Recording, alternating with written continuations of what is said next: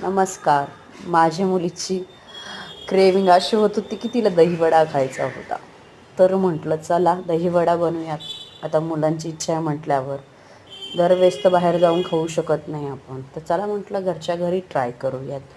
तर मी इथं उडीद हे 7 ते 7 तास म्हटले 7 तासही भिजून घेतले होते आणि मग ते मिक्सरला बारीक वाटून घेतले. त्याच्यानंतर मी इथे त्यात जिरं आणि मीठ हे इथं चांगलं मिक्स करून घ्यायचं आणि छान असं 5 ते 7 मिनटं फेटून घ्यायचं.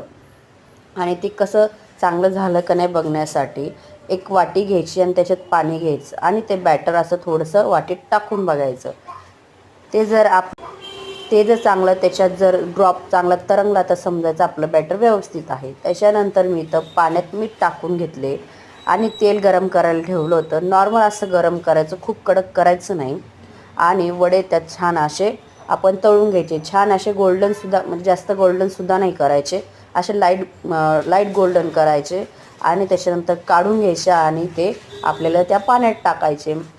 ते पाण्यात टाकल्यानंतर आपलं इकडं दही आणि साखर चांगलं मिक्स करून घेणार आहे, जो मेन आपल्याला दही वड्यात मेन आहे. त्याच्यानंतर आपण इथे एक प्लेट घेऊन त्याच्यामध्ये वडे मी टाकलेले आहे आणि त्याच्यावर दही टाकून घेतलेलं आहे. त्याच्यानंतर मी इथं लाल तिखट, red chilli sauce, green chilli sauce आणि टॅमॅटो कॅचअप मी इथं घातलेलं आहे आणि चाट मसाला देखील. तर आपल्याकडे जे साहित्य आहे ते कमी साहित्यात पण आपण करू शकतो आणि खायला खूप टेस्टी लागतो. त्याच्यामुळं नक्की ट्राय करा आणि व्हिडिओ बघितल्याबद्दल